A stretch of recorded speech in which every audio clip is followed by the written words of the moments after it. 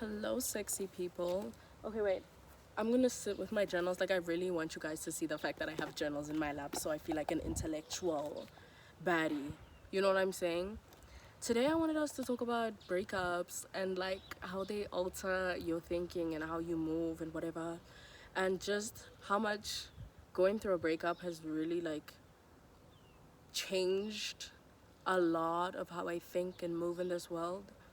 And so let's talk about it. Let's just talk about the whole shebang, okay? I'm gonna be like somewhat vulnerable, but like also enough that I don't have to say much. So I was in a relationship with a man and we broke up, and then after that breakup it was, the typical thing, series of situationships and flings and lifts and rights and ups and downs. Um and then realizing that, like, you know what? This ain't for me, man. This ain't for me. I think I love a fling. I really do love a cutesy little fling. But I don't like anything serious, and I guess that's the big shift that also came with my breakup.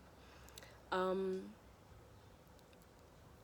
that shift in mentality that, you know what, like, I'm really young and I feel like I've been taking everything so seriously and as if my life depends on it. Because I'm freshly 20. Like, I was out here moving like I need to be getting married tomorrow. And I understand that maturity is a big part of relationships and obviously important. Communication, emotional maturity, like that's just the standard. And a large part of that was good for the relationship, but then it also kind of cornered me into thinking like I had to have everything figured out and how to navigate relationships, and this has to be my person forever, and if I screw this up, like I'm this horrible human being. And then it was the pressures of like, I don't want to be flawed. I don't want to mess this up. I don't want to mess up a good thing. Da da da da. All that like nonsense or whatever. And then we broke up, and it was that back and forth, going back to each other, wanting it to work. It doesn't work. We try again, and. And then when we ultimately ended things, I think for me the key is to, I really have to let go of the love. Even if like I can still love you after the breakup, I have to get to a point where I realize that I'm holding on to nothing. Because I think a large part of what make breakups so difficult for me is that hope that I have. Like, I know I can see your potential, and I know everyone's like, oh my gosh, the conversation around potential. But I don't think it's always just like this superficial potential that you see in a person. Obviously, you don't want to date someone for their potential, but sometimes you see things in people that they can't see in themselves, and I guess relationships have the ability to bring that out. And I think that's why I hate when people say like, when people discourage acknowledging potential. Obviously that shouldn't be like the forefront of why you date a person, because that potential may never manifest into like a real thing, like a tangible quality. But being able to see the potential in a human being is such a beautiful thing, and I think that's why a lot of us end up in all types of relationships, platonically, romantically, whatever. Yes, there are qualities that a person possesses that draw you to them, but it's also the fascination of, oh my gosh, I can see the type of person that you might be. And so I think that potential ended up working as a hindrance to the relationship, but also like a beautiful part of the relationship, because the beauty was in knowing that I was with a person who really, really like had the qualities to be what I needed and what I wanted as well. And it was the same for me, I'm not a perfect person. When I'm upset, I feel like I'm not very good at regulating my emotions, and I can be a little bit snappy, and like I'm not really nice to be around. That's a quality in myself I've always known. But I think it was the potential in, once I worked through that, like, you know what I mean? Like, I'm an apologetic person. Yes, I can be snappy and mean, but I'll come back and apologize and really sit and acknowledge, okay, this is why I reacted the way that I did, and I apologize for how I made you feel, and I know I could have worded that better, or I could have reacted more harshly. And I always know, like, to take a breather every now and then. But do you see how that's also still in some degree potential, because the way I speak to people sometimes is not so kind, and that's a valid reason to end a relationship with someone. You deserve to be spoken to in a nicer manner, especially in times of conflict, and that's something I struggle to work through. And that was them seeing their potential in me, that one day I'll be able to regulate how I speak to people and how I react during frustrating times or times of conflict. Anyway, that's why I say potential can be a very beautiful thing when there is a conscious effort to reach that potential. It shouldn't just be this potential that you see with no tangible evidence of it actually manifesting. Otherwise, it is just delusion. You know what I mean? But then the hindrance with potential, or the fault that also came with potential, was seeing more than probably was, like seeing more than was there. Sometimes I think it was this idea of, because I believe so much in the person that you are, I'm kind of missing who you are currently. Like, I'm so enamored by your potential and who I see you to be that I'm not acknowledging who you are now and how you're treating me now, and whether working through the things that we're working through now are worth it. You know what I'm saying? And I just, I came to realize that some of the qualities I want in a partner were just not in that specific person. And I think it was a tough pill to swallow because so many of the qualities that I wanted were there.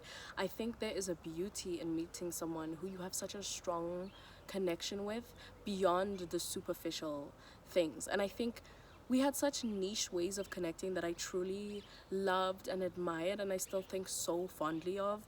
I love how we loved one another in our different ways, and I love how we had similar interests in the ways that we did, and then we had our differences in the way that we did, but it ultimately balanced out. I loved that we were both very emotionally mature. Of course, we were flawed human beings, but we could sit and have harsh conversations about, why do we act like this? Why do we speak like this?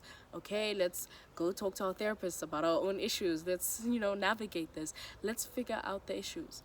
But sometimes we can't work through a lack of compatibility. And it's not that we weren't compatible in our entirety, in our totality, but we weren't compatible in some of the things we saw as bare necessities, as bare minimum, or like the baseline of a relationship. And I think that a poor foundation leads to a very shaky dynamic, and that's ultimately what ended up happening on our behalf. That there were some things that I felt were just the baseline, and things that I don't want to have to ask for. And, like, it felt like I'm begging you for things that I just expect, but these are not things that you are willing to just do, or these are not things that come naturally to you, or like you, that you view as a baseline.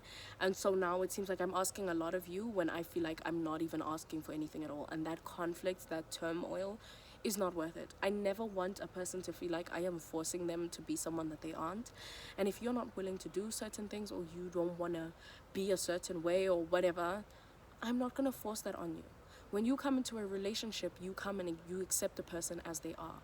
You come and you say, okay, these are the qualities I love, these are the qualities I don't like so much, but I'm choosing you in your totality, in your entirety. And that means I'm accepting the things that I don't like, and I'm accepting the things that I like/love. And we're navigating all of this together because I love you as a person. I don't just love your good qualities, I love the areas in which you're flawed. I love everything about you. And it's about navigating that. That's what relationships are about. It's about seeing, okay, can I work through this? Is this something I can tolerate? Is this something we can work on? Is it something that you're willing to work on? Is it something that I need to accept? Because what if the person never changes? I think that's something people don't think about. What if this person never changes?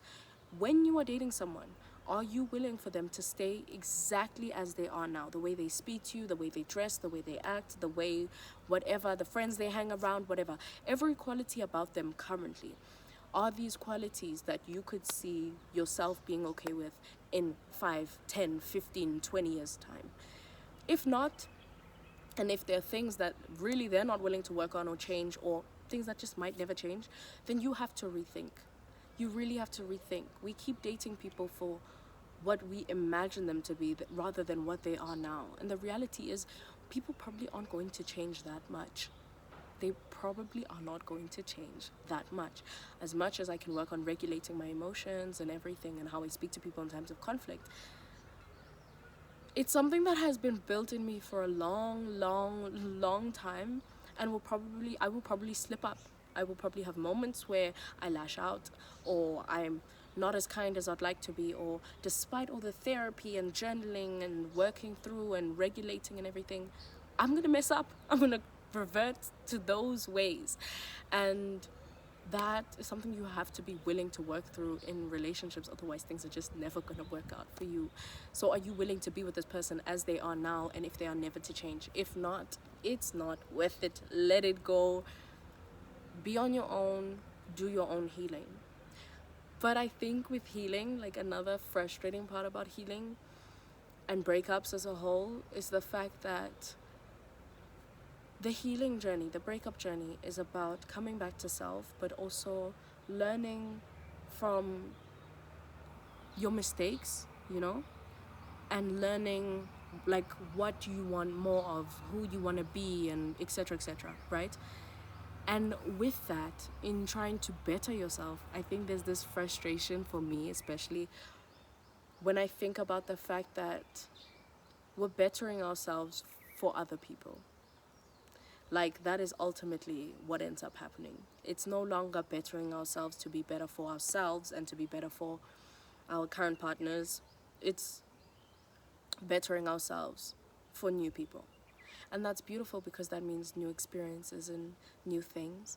But it's also, there's that element of being disappointed in you wanting it to be yourself. Like, I wanted you to do better for me. I didn't want you to become a better person for someone else. What? And I think there's that like frustration of like the things I had to beg for, or the things you struggled to do for me, you're gonna work through. And then they're gonna come more naturally for someone else. And I'm happy for that someone else. I truly am. And that's obviously what it's about. But it's like, I wanted you to be that someone else. I didn't want there to be a someone else. You know what I mean? And I'm sure they think the exact same thing. Like, oh, so now you know how to regulate your emotions. Why couldn't you do that for me? And so I think that's just like a really interesting thing that I've come to navigate with like breakups and just like understanding self. And not just breakups romantically, even platonically. I think about the friend I might have been to someone else and that they deserved a better friend, and I just couldn't be that. And through our friendship ending, I learned qualities about myself that maybe I could work on, or things I wish I did better. But I can't be better for that person. I have to be better for other people, and that person will unfortunately just always have to live with that pain that I caused them, and live with the version of me that I was when I was with them. And I feel bad in the sense that, you have people that you mistreat and really, really deserved a better version of you, a kinder version of you, whatever it is, and that never got that. And then there's people who meet you as this version of yourself and are like, oh my gosh, you're this amazing human being. Like, oh my gosh, who would ever hate you? How would anyone fumble you? How could anyone not want to be your friend? And it's like, I had to learn so much. I had to make so many mistakes to become this version of myself. And I'm so grateful that you're seeing this version. But there's so many people who unfortunately had to suffer through the past version of myself, who wasn't so kind, so patient, so loving, so whatever. And I guess that's just kind of like one of the things I've been navigating and dwelling on, and like just working through and understanding. And it's kind of cool because like I guess that's a part of growing up. Like, these are the things that we have to figure out as we grow up, and I'm just coming to like understand all these things, and it's nice to experience all of these things. Like, oh my gosh, I'm a human being, and like I have emotions and stuff. And I just think it's so cool to experience all of these things, like either for the first time or just experience them as a whole. Like, this is unfortunately the human experience. It's messing up and it's learning and it's growing and changing and all of that. And it's the acceptance that I'm a villain in a lot of people's stories, but I'm also like this saint in other people's stories. And that's just the duality of being a human being. And as we grow older and as we change and as we make new friends and find new partners, we sit and we reflect on the partners and friends that we probably weren't the kindest to, and who might have deserved a better version of you or a different version of you, and unfortunately just never got that. And one day, I guess, we'll be older and we'll bump into each other at like the grocery shop or something. And I guess I always envision it to be this beautiful thing of seeing how much the people you once knew have grown and changed and blossomed into versions of themselves. Even if, you guys never got to see those versions of those of yourselves, or even if the version of them that you see is the version you had always wanted in your life, and unfortunately you just never got that privilege. I think it's learning to be okay with that and accepting that that's just kind of how life is, guys. Like, it doesn't always work out the way we want. But I think there's also a beauty in knowing that people will grow, and they'll grow to meet people who are more compatible or better suited, or in their growing they're going to meet new people who make it easier for them to be the version of themselves that's best for them. And sometimes someone's best version of themselves is not the best version for you, and that's okay. And I don't know, I guess I made all this sound really, I don't know, I feel really philosophical and intellectual right now.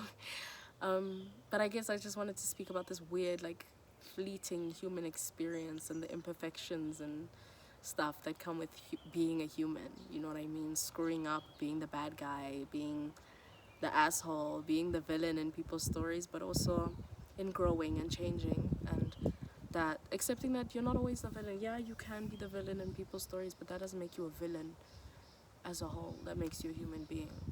And it's about just the willingness to grow and change and accept your flaws, but also try to work through them and navigate them, and just taking little steps and actions to be a slightly better person. So yeah, I am far from perfect. I am the asshole in a lot of people's stories, I'm sure. But I really like where the trajectory of my life is headed, and I like how I've been navigating my life, and that I'm able to acknowledge my flaws and work through them, but also just the fact that I am constantly growing and blossoming like the beautiful flower that I am. So I hope you guys enjoyed. This was just like a random rant. Almost said rant.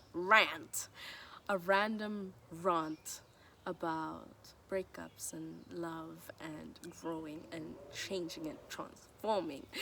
And I just feel so smart and intellectual because, guys, I'm 20 now. I'm 20 now. Now I can say I'm grown. That's why, like, I have all these smart takes. No, but I'm incredibly young and I have so much life ahead of me. And there's so much I still have to learn from and grow and experience and stuff. But yeah, that's my current experience. Those are the few things I can speak on now. Who knows what will happen in the future? Who knows? But I'm just, yeah, this is really cute and the sun is shining. And I don't know, I'm just feeling good. And I hope you guys enjoyed this little conversation. It wasn't too vulnerable, which made me feel great. But it was also hopefully slightly insightful and interesting. Yeah. Yeah. Anyway, I love you. Bye. Have a beautiful day. And stay shining, you gorgeous human being.